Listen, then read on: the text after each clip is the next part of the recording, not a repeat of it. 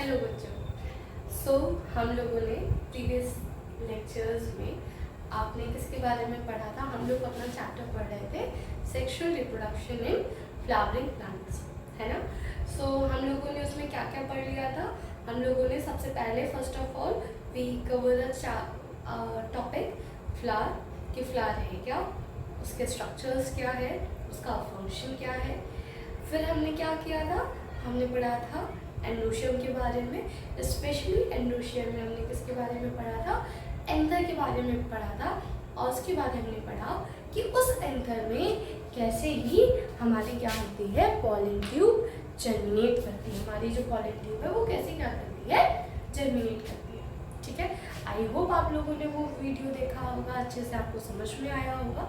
अगर आपको कोई भी दिक्कत हुई हो उस वीडियो में तो आप ज़रूर कमेंट में बताइएगा, मुझे मैसेज करके बताइएगा।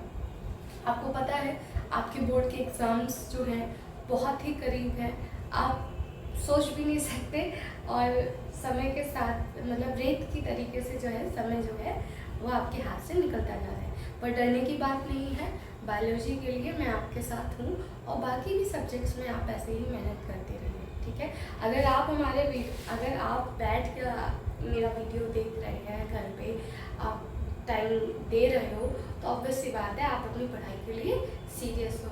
ठीक है, और जब आप अपनी पढ़ाई के लिए सीरियस हो तो फिर जब जागो तब सवेरा। तो आज भी जो है अगर आप अभी से ही पढ़ना स्टार्ट कर दोगे तब भी आपके पास कितना महीना है? 4 महीना है। 4 महीने का मतलब क्या हुआ? आपका 120 दिन है, जिसमें से आप मान के चलो आपको आराम से कितने दिन पढ़ने को मिल जाएंगे? 90 डेज आपको पढ़ने को मिल जाएंगे। ठीक है, आप एक परफेक्ट प्लानिंग के साथ अगर आप पढ़ाई करते हो तो आपके सारे टॉपिक्स आपके जो है, ना ही केवल बायो के, अदर भी सब्जेक्ट्स के जो है वो आपके कंप्लीट हो जाएंगे। ठीक है, अब जल्दी से हम अपने टॉपिक पे आते हैं। हम लोगों ने क्या पढ़ा था? हम लोगों ने पढ़ा था पॉलन ग्रेन का स्ट्रक्चर। ऐसे ही हम क्या पढ़ेंगे? हम पढ़ेंगे पिस्टल का स्ट्रक्चर। और याद करिए व्हाट इज पिस्टल? हमने पढ़ा था क्या? हमने पढ़ा था क्या? गाइनीशियम। क्या पढ़ा था हमने? गाइनीशियम। गाइनीशियम क्या था? Gynoecium is a female reproductive part of a flower. Gynoecium हमारा क्या है? गाइनीशियम हमारा क्या है? फीमेल रिप्रोडक्टिव पार्ट है। याद रखिएगा, gynoecium is a female reproductive part. क्या है हमारा? फीमेल रिप्रोडक्टिव पार्ट है ऑफ अ फ्लावर। ठीक है, किसका है? फीमेल रिप्रोडक्टिव पार्ट है, किसका है? फ्लावर का है। ठीक है, अब आगे हम बढ़ते हैं। तो इस गाइनीशियम की यूनिट बच्चों हमने क्या बताई थी? हमने आपको बताई थी पिस्टल और कार्पल। इसको हम क्या बोलते हैं? पिस्टल बोलते हैं या फिर क्या बोलते हैं? कार्पल बोलते हैं। ठीक है, अब हम क्या करेंगे? जैसे ही हमने आपको एंथर के बारे में बताया था, पॉलन ग्रेन के स्ट्रक्चर के बारे में बताया था, exactly in a similar way we are going to study our pistil और द कार्पल। ठीक है, अब हम जल्दी से देखते हैं। अगर हम पिस्टल और कार्पल की बात करते हैं तो हमारा जो पिस्टल होता है वो हमारा 3 तरीके के स्ट्रक्चर से मिलकर बना होता है। सबसे पहला स्ट्रक्चर बच्चों क्या होता है हमारा? सबसे पहला स्ट्रक्चर होता है हमारा स्टिग्मा। ठीक है, अगर आपसे पूछा जाए कि व्हाट इज स्टिग्मा, तो याद रखिएगा stigma is the structure which receives pollen grain. ठीक है, स्टिग्मा हमारा वो स्ट्रक्चर है जो कि पॉलन ग्रेन को क्या करता है? रिसीव करता है। ठीक है, तो याद रखिएगा इट रिसीव्स पॉलन ग्रेन। ठीक है, याद रखिएगा इट रिसीव्स पॉलन ग्रेन। ठीक है, इसका मेन पर्पस जो है वो आपका क्या है? It receives the pollen grain.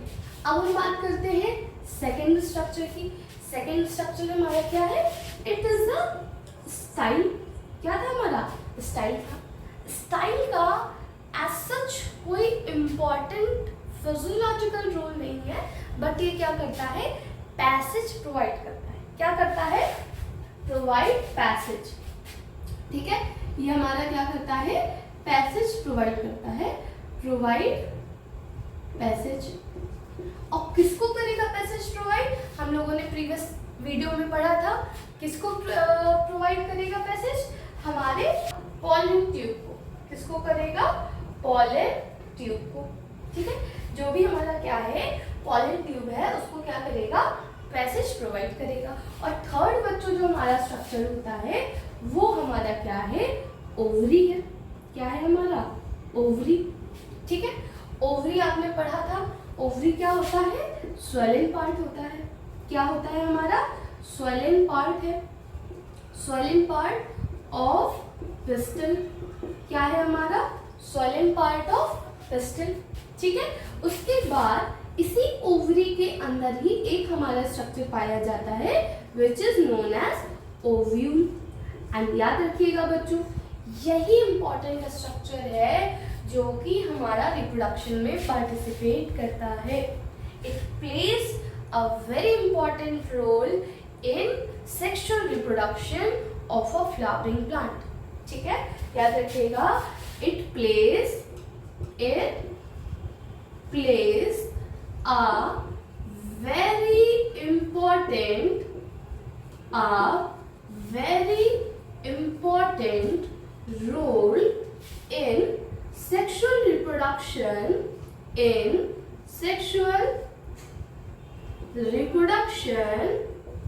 of flowering plants.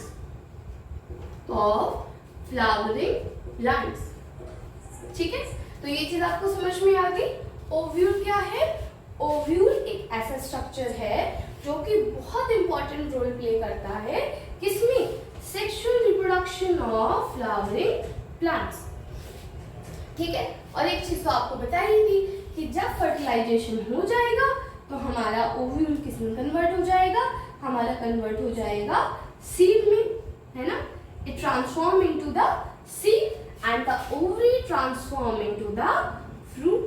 Ovary हमारा किसमें कन्वर्ट हो जाता है? हमारा फ्रूट में कन्वर्ट हो जाता है। ये बात समझ में आई?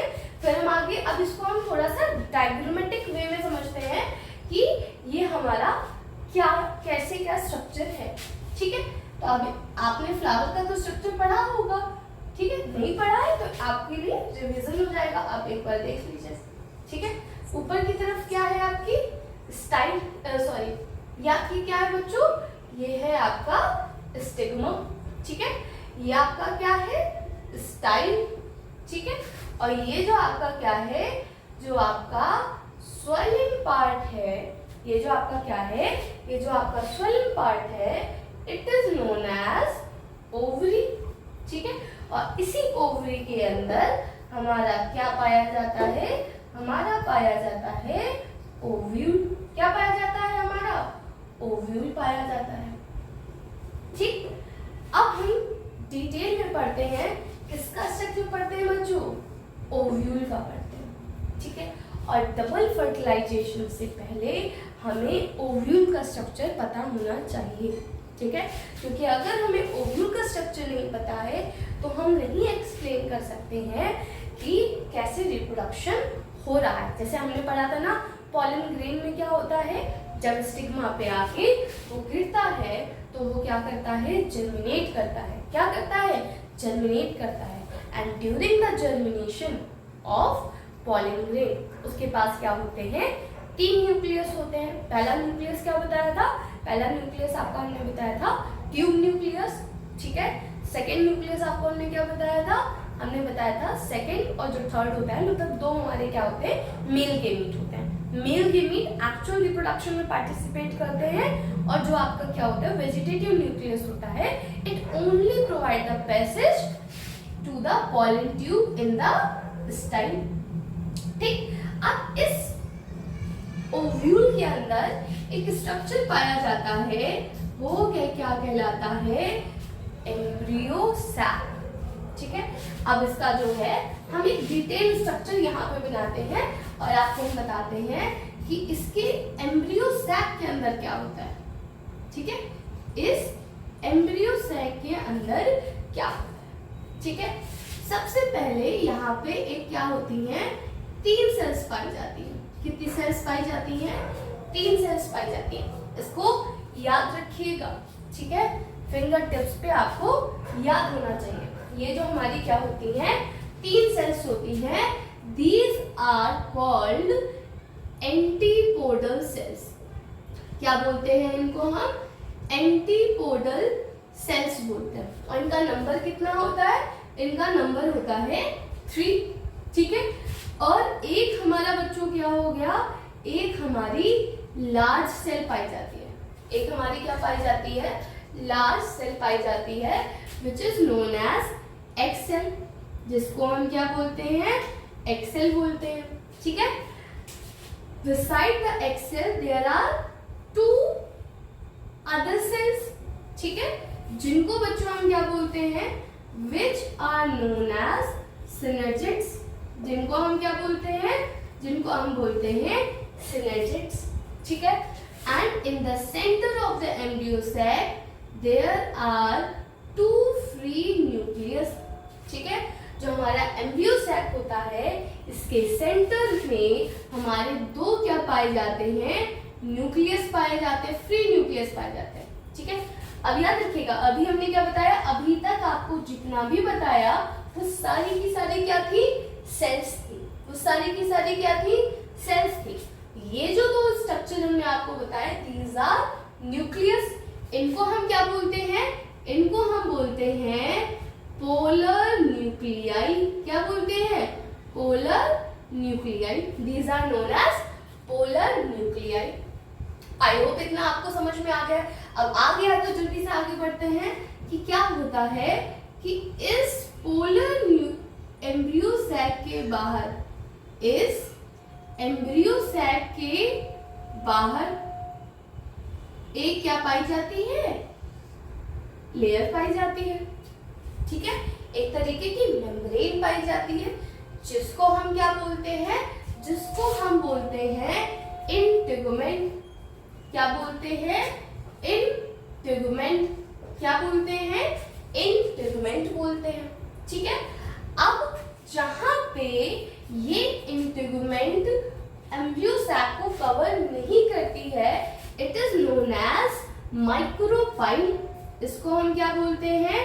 हम बोलते हैं माइक्रोपाइल, ठीक है। इसको हम क्या बोलते हैं? माइक्रोपाइल। तो जो यहाँ पे हमारी कवरिंग नहीं हो रही है, तो ये हमको कैसा नजर आता है? एक पोर की तरीके से क्या होता है? हमको दिखाई देता है। आप जो भी सीड खाते हो, जो भी सीड का मतलब क्या, आपको बड़ी आसानी से आपको ये चीजें आपको अपने किचन में मिल जाएंगी। आप जो भी दाल खाते हो, जो खड़ी दाल होती है, पूरी दाल होती है, या फिर आप छोला ले लो या आप चना ले लो, आप उसको आज क्या करना, आज आप उसको पानी में थोड़ी देर के लिए सोक कर देना, ठीक है। आप जैसे ही सोक करोगे, आप पाओगे कि उस सीड में एक आपको छोटा सा पोर दिखाई देगा, which is known as micropyle, ठीक है। और मैं कोशिश करूंगी कि यहाँ पे हम उसकी पिक्चर भी आपको लगा के समझा सकें।